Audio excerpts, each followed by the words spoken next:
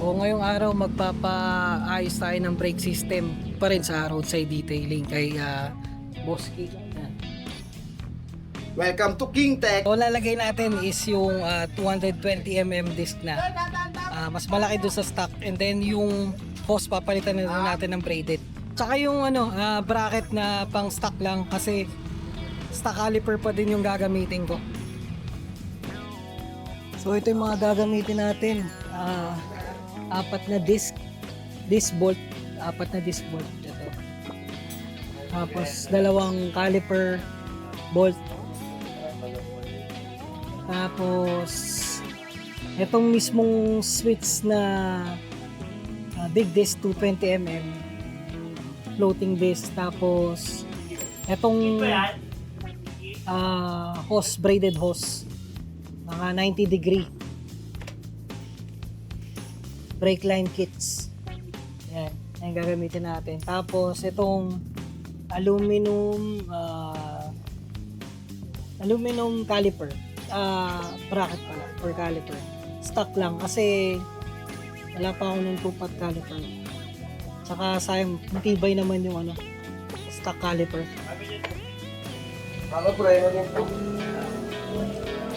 So syempre pag papalitan natin yung brake system, tatanggalin natin yung kaha dito sa taas para makuha natin, matanggal natin itong mga hose.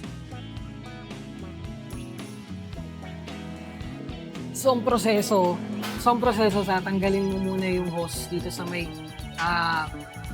brake master. Tapos once na matanggal mo na yan, siyempre kailangan mo lagyan itong basahan kasi baka tamaan yung pintura ng kaha. Next mo tatanggalin mo yung gulong. After matanggal, yan, yung disc naman. Tatanggalin.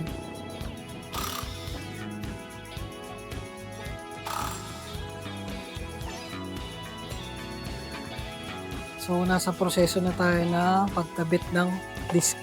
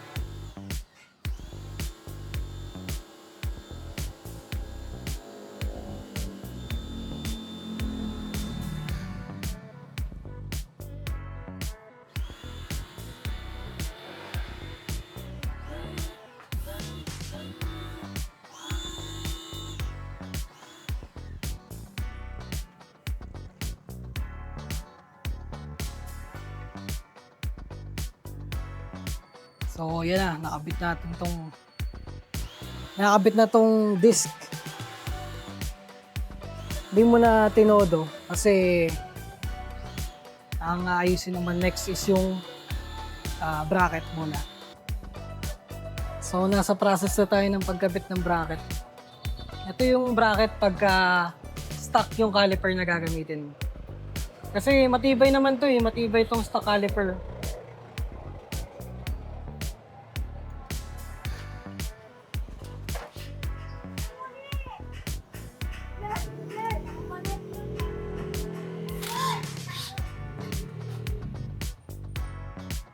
Yan, tatanggalin yung hose. Ayan, kinakalas-kalas na yung caliper. Inalis lang natin tong stock bracket dito sa caliper. Tapos nilipat tong bracket ng max speed na pang 220mm na disc. And then pang stock caliper na single piston ng Nissin. After nyan, kasana natin yung hose tapos bleeding na. So ngayon binabalik na yung gulong.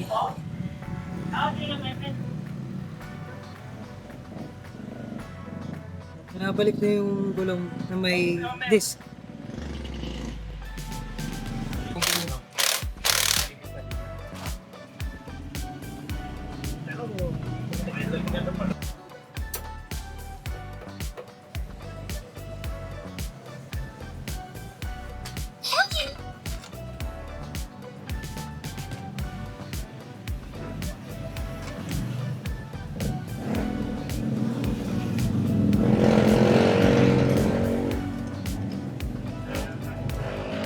lagi din nga na valve seal din sa akin.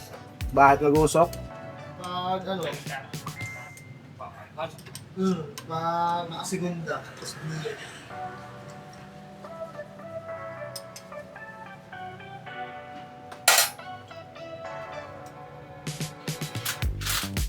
So ayan na, nakabit na yung caliper tsaka bracket. Stock caliper tsaka bracket. Pati yung disc, nalagay na din. Naka-big disc na siya. Ito na yung pinaka medyo mahirap na part. Ang gagawin na dito is yung bleeding. Bleeding ba? Tama? Bleeding. Tama yung term ko. Pagpiglit. Pag-bleed. Medyo matagal daw to. Brake fluid from brake master to caliper. Wala pa yung hose pero next na yan. Next process na yan. So dito nilalagay na yung hose. Brake hose.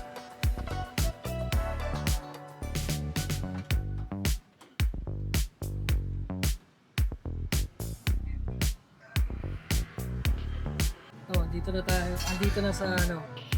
Dito na sa bleeding part or pagbi-bleed. Nubuksan na yung brake master tapos maglalagay na ng brake fluid.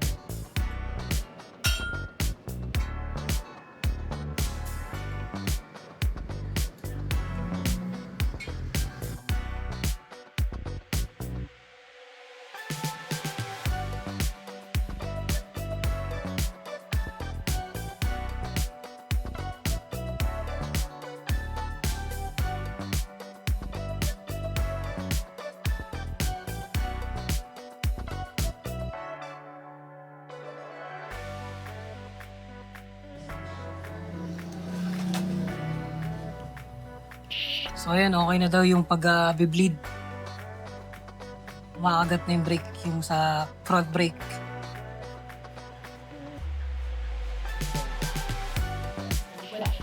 So nandito na tayo sa final phase nito sa paggawa ng pag-install ng disc tsaka ng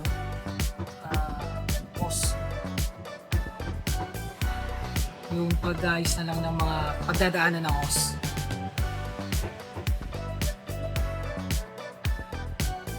So ayan, tapos na yung yung pag-install ng disc ng brake hose. Yan, tapos na tayo magpa-set. Uwian na. Buti hindi namatay. Bakit? Walang susi. Hindi mamamatay yan. So dito na natatapos yung vlog natin today, yung pag-install ng disc, yung brake hose, pati yung bracket sa caliper natin. So kung nag-enjoy kayo sa video to, huwag kalimutang mag-subscribe and mag-follow na din. Maraming salamat sa panonood and lagi tandaan, basta kwentuhang motor kay Papa Vlog yan.